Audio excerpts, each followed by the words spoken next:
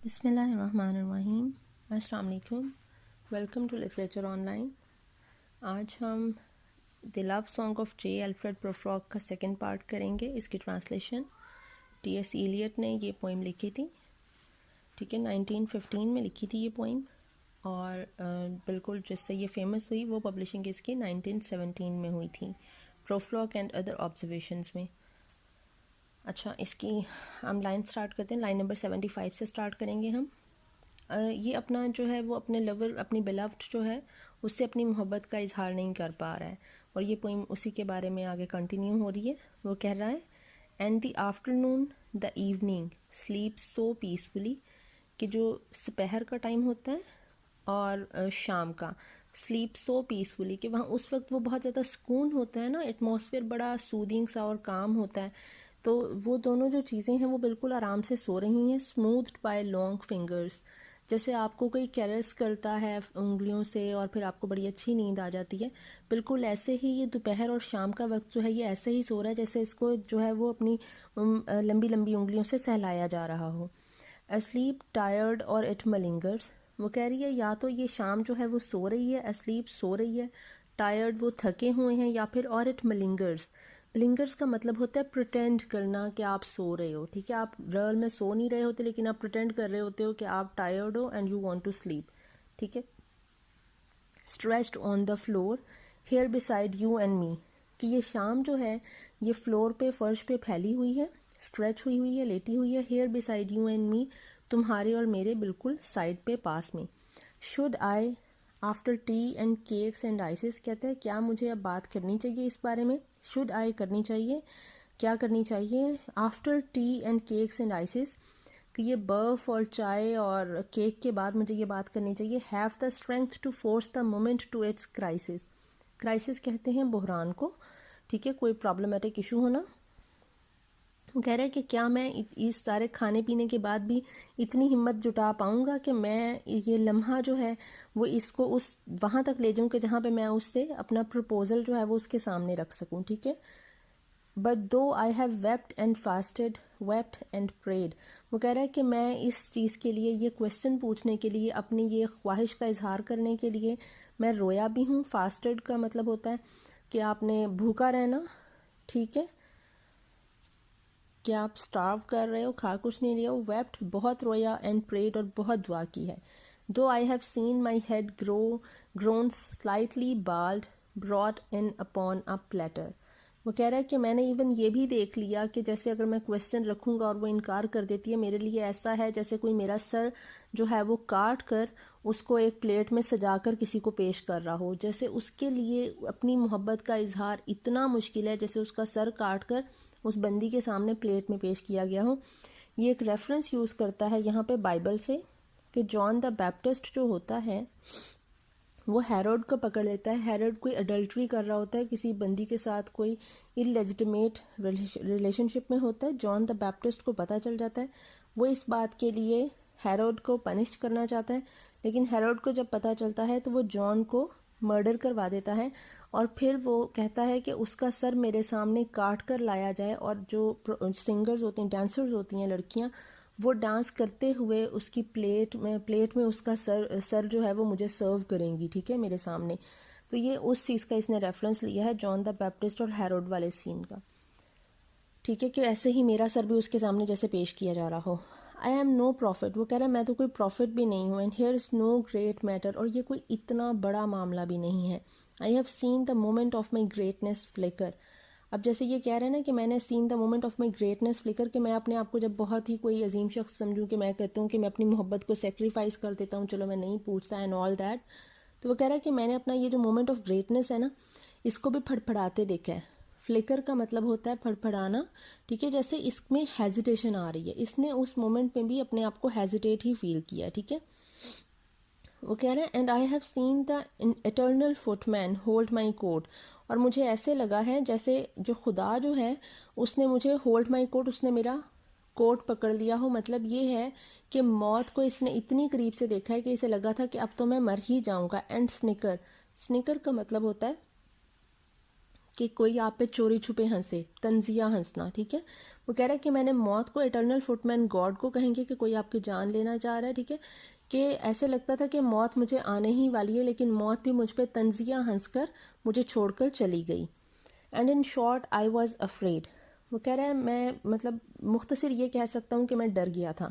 And would it have been worth it after all, और क्या ये इस सब के बाद भी ये सारा कुछ क्या वर्थ इट होगा, कि फ़ायदेमंद होगा या नहीं होगा। After the cups the marmalade the T, marmalade कहते हैं जैम को, ठीक है, जो फलों का जैम बनाया जाता है।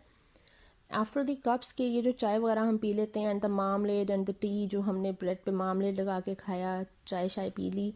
Among the porcelain among some talk of you and me. Porcelain कहते हैं चाइना वेयर को, चीनी मट्टी के बर्तन होते हैं, ठीक है। वो लड़कियों के जहेज़ में भी अक्सर वो डाउरी में दिए जाते हैं ना, एक पत्थर का सेट होता है, एक चीनी का सेट होता है, एक प्लास्टिक का सेट होता है। तो ये चाइना वेयर की बात कर रहा है यहाँ पे। Among the porcelain among some talk of you and me, ये चाइना वेयर के बर्तनों में जो हमने अभी खाया है और जो मेरी और तुम्हारी हमने बातें की आपस में, would it have been worth while, क्या ये इतना फ़ायदेमंद है, इतनी काबिल कदर चीज़ है। ये वर्थ वाइल का मतलब होता है काबिल कदर चीज़ होना, ठीक है। To have bitten off the matter with a smile, कि एक मुस्कुराहट के साथ मैं इस जो सारा मामला है इसको तुम्हें मुख्तसर सा इंट्रोडक्शन, एक ब्रीफ दे दूँ, ठीक है। बिटन ऑफ का मतलब होता है वैसे काटना, यहाँ पे होगा एक ब्रीफ इंट्रोडक्शन के तुम्हें जल्दी से मैं समझा दूँ, बात को जल्दी से बता दूँ, ठीक है, कि मुझसे कहा नहीं जा रहा और मैं फटाफट करके जो है वो चुप हो जाऊँ। To have squeezed the universe into a ball, या फिर मैं अपनी पूरी कायनात को एक बॉल में समेट दूँ, मतलब उसके लिए उसकी मोहब्बत का इजहार, वो बंदी जो है वो इसके लिए कुल कायनात है, ठीक है। ये कह रहा है कि मैं अपनी पूरी कायनात को एक बॉल में, एक छोटी सी चीज़ में समेट दूँ, एक क्वेश्चन में। To roll it toward some overwhelming question, और इस बॉल को मैं उस ओवरवेलमिंग क्वेश्चन, वो जो एक इसका जो एक्सप्रेशन ऑफ लव है, मैं उसकी तरफ इसको ले जाऊँ, इस बॉल को रोल कर दूँ, ठीक है, मतलब बात को बढ़ाऊँ। To say I am Lazarus come from the dead come back to tell you all I shall tell you all. वो कह रहा है तो मैं, और फिर मैं कहूँ जैसे कि मैं लेजरस हूँ। लेजरस भी इसने बाइबल से लिया है, ये क्रिश्चियन टेस्टामेंट से इसने ये रेफरेंस लिया है। लेजरस जो था उसको पनिशमेंट मिली थी, वो हेल में गया हुआ था, ठीक है। अब वो चाहता था कि वो किसी तरीके से बेशक कुछ देर के लिए हेल से बाहर निकले और अपने दोस्तों को जाकर बताकर आए कि उसका एक्सपीरियंस कैसा था हेल में, क्या क्या उसने चाय रस खाए, ठीक है। तो वो कह रहा है कि मैं भी ये लेजरस हूँ, मैं भी वो जो वर्ड ऑफ द डेड है हेल में, वहाँ से आया हूँ। कम बैक टू टेल, और मैं तुम लोगों को ये बताने आया हूँ, and I shall tell you, और मैं तुम लोगों को ये बताऊँगा। इफ़ वन, अब वो इतनी बात उसने ख़त्म की, अब फिर से बात तोड़ दी उसने, ठीक है, फ्रेगमेंट्स में बात कर रहा है, उसको समझ नहीं आ रही क्या करें। If one settling a pillow bye her head should say, कह रहा है लेकिन अगर उसने अपने बिस्तर का तकिया सीधा करते हुए ये कह दिया, that is not what I meant at all, कि ये सारा कुछ वो नहीं था जो तुम समझ रहे थे। What is meant at all, कि तुम जो समझ रहे थे ये वो नहीं था, कि मैं जो तुम पे इतनी कर्टियस हो रही थी, इतनी मैं तुम्हें टाइम दे रही थी, ये मोहब्बत नहीं थी, ये बस मैं एवं टाइम पास कर रही थी, या एज अ फ्रेंड तुम्हें डील कर रही थी, ठीक है, फ्रेंड जोन कर देगी उसे। That is not it at all, कि ये ऐसा कुछ भी नहीं है। And would it have been worth it after all, क्या ये इस सब के बाद भी ये वर्थ इट होगा। Would it have been worth while, क्या ये वर्थ वाइल रहेगा, काबिल कदर रहेगा, बेनिफिशियल रहेगा। After the sunset and the door yards and the sprinkled streets, वो कह रहा अब ये जो हमने मुलाकातें की हैं सनसेट्स के टाइम पे, जैसे गुरूब आफ्ताब के वक्त डोर यार्ड्स, जो दरवाज़ों पे खड़े होकर आप बात करते हो, ठीक है, गली में। स्प्रिंकल्ड स्ट्रीट्स मतलब डिफरेंट गलियों में, स्प्रिंकल वैसे कहते हैं कि आप कोई चीज़ छिड़कना, ठीक है, इसका मतलब है कि डिफरेंट स्ट्रीट्स में हमने जो मुलाकातें की। After the novels after the T cups after the skirts the trail along the door, कि जो आप नॉवेल्स एक दूसरे के साथ डिस्कस करते हो, कोई रीडिंग्स वगैरह अपनी। आफ्टर द टी कप्स, आप एक चाय पीते हो, साथ में टाइम स्पेंड करते हो। After the skirts the trail along the door, कि आप जो वो लड़कियां जो हैं वो स्कर्ट्स पहने हुए होती हैं और उनकी स्कर्ट्स जो हैं वो लंबी हैं और वो दरवाज़ों में फंस रही हैं और फ्लोर को टच कर रही हैं, कि ये सारा कुछ मतलब वो तैयार श्यार होके आती होगी इन ऑल दैट, ठीक है, क्लब्स में मिलते। And this and so much more, और ये सब कुछ और इससे भी बहुत कुछ ज़्यादा। इट इज़ इम्पॉसिबल टू से जस्ट व्हाट आई मीन। वो कह रहा है कि ये इम्पॉसिबल हो रहा है टू से जस्ट व्हाट आई मीन, कि मैं जो कहना चाह रहा हूँ मुझसे ये कहना इम्पॉसिबल हो रहा है कि मैं जो बताना चाह रहा हूँ ना। But as if a magic lantern threw the nerves in patterns on a screen. वो कह रहा है लेकिन ऐसा है कि जैसे आप प्रोजेक्टर देख लो, कि प्रोजेक्टर जो है एक अंधेरे कमरे में एक कोने से जो है वो लाइट निकल रही होती है, उसमें एक फिल्म डाली होती है, तो वो पूरा जो है वो आपकी दीवार पे अंधेरे में प्रोजेक्टर से की लाइट से पूरी एक फ़िल्म चलने लग जाती है। या अगर आप एक सिंपल देख लो, जैसे आप अपने मोबाइल की फ़्लैश लाइट ऑन करते हो, राइट, और आप अपनी फ़्लैश लाइट पे अपनी फिंगर रख देते हो ना तो आपकी फिंगर की जितनी वेन्स है ना अंदर से, आपका जो ब्लड है वो सब कुछ प्रोमिनेंट होने लग जाता है। अगर आपने नहीं किया तो ये एक्सपेरिमेंट आज करें, मुझे बहुत मज़ा आता है इस चीज़ में। ऐसे में फ़्लैश लाइट ऑन करके वो अपनी फिंगर रख लेती हूँ और वो बड़ा मज़ा आता है, आपको सारा कुछ अंदर नज़र आ रहा होता है, अपनी वेन्स वगैरह, ठीक है।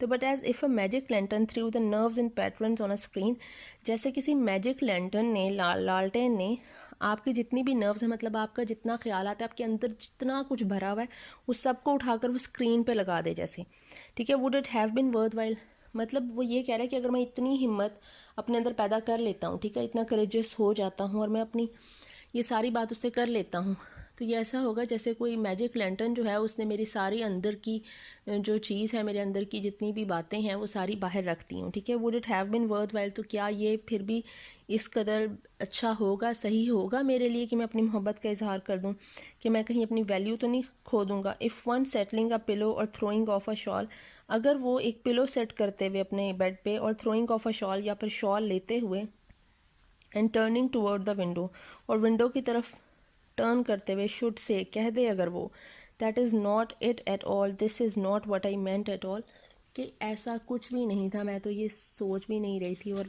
ये ऐसा कुछ भी नहीं था, this is not at all, ये सब कुछ ऐसा नहीं है जैसा तुम समझ रहे हो। आगे वो कह रहा है, no I am not Prince Hamlet nor was meant to be, मैं कोई प्रिंस हैमलेट नहीं हूँ और ना ही मैं वो बनना चाहता हूँ। ये प्रिंस हैमलेट का इसने लिया, प्रिंस हैमलेट का बहुत ज़्यादा मशहूर है, टू बी और नॉट टू बी, उसका जो एक कॉन्फ्लिक्ट, मेंटल कॉन्फ्लिक्ट है वो इस लाइन में बड़ा जो है वो वाजे हो रहा है कि वो बंदा जो है वो कंफ्यूज था। अब ये कह रहा है कि मैं प्रिंस हैमलेट नहीं हूँ, कि मेरी कन्फ्यूजन को हैमलेट की कन्फ्यूजन से मत मिलाना, उसको रिजेम्बलेंस मत देना मुझे उससे। I am an attendant lord और that will do to swell a progress. अब ये लॉर्ड जो अपने आप को इसने कहा है, ये इसने इसमें पोलोनियस का जो कैरेक्टर था उसके साथ अपने आप को रिजेंबल कर रहा है कि मैं हैमलेट नहीं हूँ लेकिन तुम मुझे पोलोनियस समझ सकते हो। Polonius was the attendant of Claudius, Claudius के कोर्ट का ये अटेंडेंट था पोलोनियस, ठीक है। तो वो कह रहा है कि मुझे आप अटेंडेंट समझ सकते हो पोलोनियस की तरह, who was the attendant in the court of Claudius, ठीक है। One that will do to swell a progress start a scene or two, वो कह रहा है मैं वो अटेंडेंट हूँ जो कर सकता हूँ, जैसे कोई स्टेज सीन होते हैं, जैसे बादशाह को एंटरटेन करने के लिए कोई स्टेज एक्ट किया जाता है, उसको इनिशिएट करने के लिए, टू स्वेल अ प्रोग्रेस, उसको इनिशिएट करने के लिए कोई एक दो सीन्स को। एडवाइज द प्रिंस, या फिर प्रिंस को एडवाइस करने के लिए, कोई नसीहत, कोई ओपिनियन देने के लिए। No doubt an easy tool differential, वो कह रहा है कि कोई शक नहीं कि मैं एक ईजी टूल हूँगा प्रिंस के लिए, जैसे वो मुझे किसी भी तरह से मोल्ड कर सकता है, किसी भी तरह से डील कर सकता है। डिफरेंशियल का मतलब होता है ओबीडियंट, बाअदब हूँ मैं, रिस्पेक्टफुल हूँ, glad to be of use, और मुझे खुशी है कि मैं किसी काम आ सकूँ इन लोगों के। Politic, cautious and meticulous, politic मतलब कोई सियासी एडवाइस दे सकूं, या फिर कॉशियस या किसी के बारे, किसी चीज़ के बारे में एहतियात बता सकूं कि अभी तुम्हें इस चीज़ के लिए केयरफुल रहना चाहिए। एंड मेटिकुलस, या फिर कोई पेचीदा मामलात के बारे में कुछ बता सकूं, ठीक है। फुल ऑफ हाई सेंटेंस, और मैं प्रोवर्ब्स वगैरह और मैक्सिम्स बड़े अच्छे यूज़ कर सकता हूँ, मतलब मेरे पास अच्छी डिक्शन का यूज़ मुझे आता है।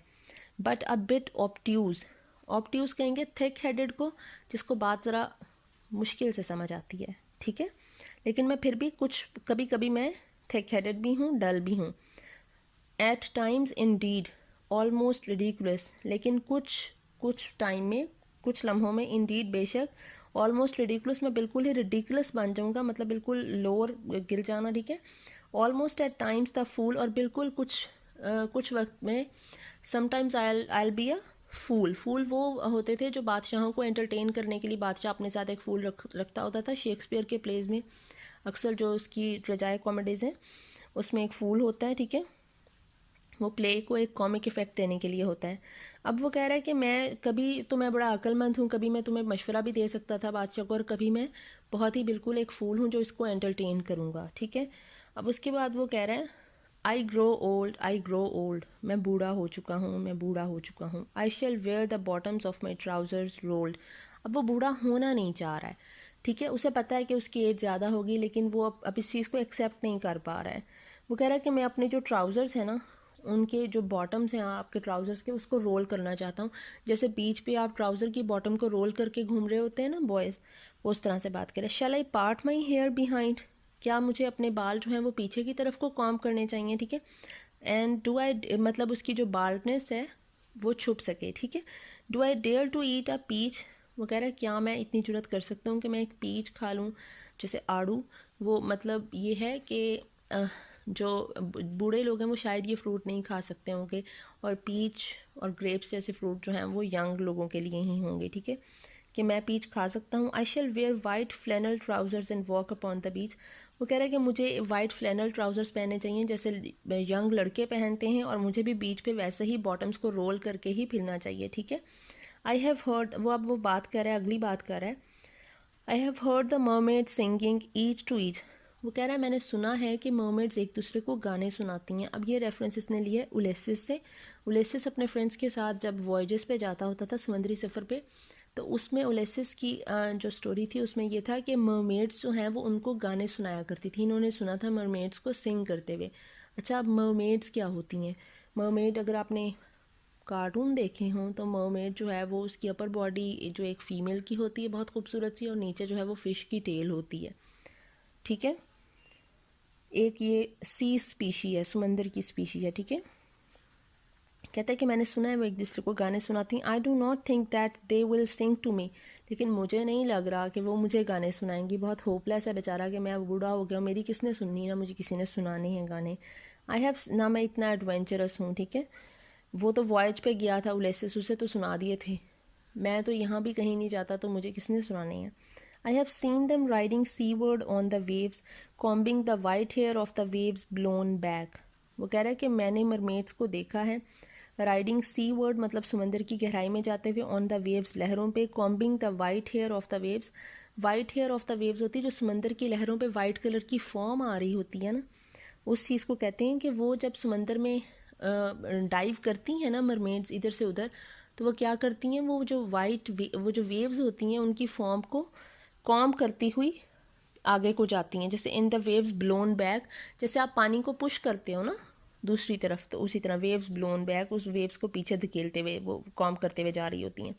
When the wind blows the water white and black, और जब हवा चलती है और वो लहरों को तोड़ती है तो वो क्या करती है, पानी जो है वो वाइट और ब्लैक कलर का हो जाता है, ठीक है।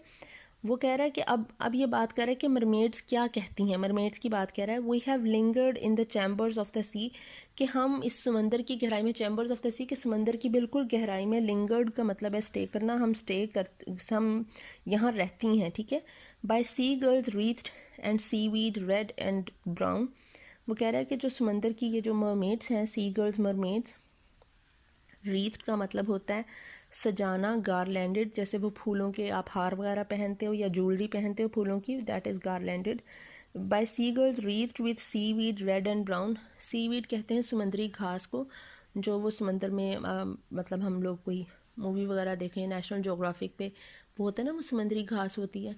तो वो कह रही है कि हम लोग समंदर की अथाह गहराइयों में रहती हैं, और वहाँ पे जो हमारी जो सर्वेंट सी गर्ल्स हैं, जो मरमेड्स दूसरी हैं, वो हमें सी वीड से, समुद्री घास से हमें सजाती हैं हमारे बालों को एंड बाकी जो ज्वेलरी बनती है, ठीक है। Till human voices wake us and we drown, वो कह रही है कि जब तक कि हमें ह्यूमन वॉइसेस, इंसानी आवाज़ें जगा नहीं देती, ठीक है। मतलब हम तो समंदर की अथाह गहराइयों में रहते हैं, लेकिन इंसान जब समंदर का सफ़र करता है तो फिर हम जाग जाती हैं। ड्राउन का मतलब होता है डूब जाना, और वो कह रही है कि ये आवाज़ें सुनकर फिर हम मज़ीद गहरे समंदर में चली जाती हैं कि कोई हमें देख ना सके। अच्छा, अब इसका कुछ इस तरह का, ये जो इसने मरमेड्स का और समंदर का जिक्र किया है लास्ट अपने स्टेंजा में, ये जो समंदर है ये इसकी अपने दिमाग की जो इसका तख़य्युल है उसकी डेप्थ भी है कि ये अपने बिल्कुल सबकॉन्शियस में चला गया, ठीक है। जिस सबकॉन्शियस में आपकी बातें जो हैं वो आपकी वो सोचें होती हैं जो आप अमूमन आगे नहीं लेकर आते अपने माइंड में या अपनी ज़ुबान पे, वो जो सोचें हैं वो आपकी कहाँ रहती हैं, सबकॉन्शियस में रहती हैं। वो कह रहा है कि मैं भी इसी तरह से अपने बिल्कुल सब कॉन्शियस में चला जाता हूँ, ठीक है, और मैं इस तरह के ख्यालात, जिस तरह ये खूबसूरत मरमेड्स नज़र आ रही हैं और ये वो सब कॉन्शियस में इसके वो चीज़ें इसे नज़र आती हैं। और फिर इंसानी आवाज़ें हैं जो हैं, जो ये क्लब में बैठा हुआ है या किसी बार में बैठा हुआ है, वहाँ पे उस बार में जो लोग बैठे हुए हैं उनकी आवाज़ों से इसका जो ये दोबारा से अपने कॉन्शियस में आता है, अपने होश में आता है और अपनी दुनिया में वापस आ जाता है। जो ये मेंटली एब्सेंट होता है वो ये प्रेजेंट हो जाता है उस जगह पे। तो आई होप आपको समझ आ गई होगी। Thank you so much and subscribe to my channel. Thank you.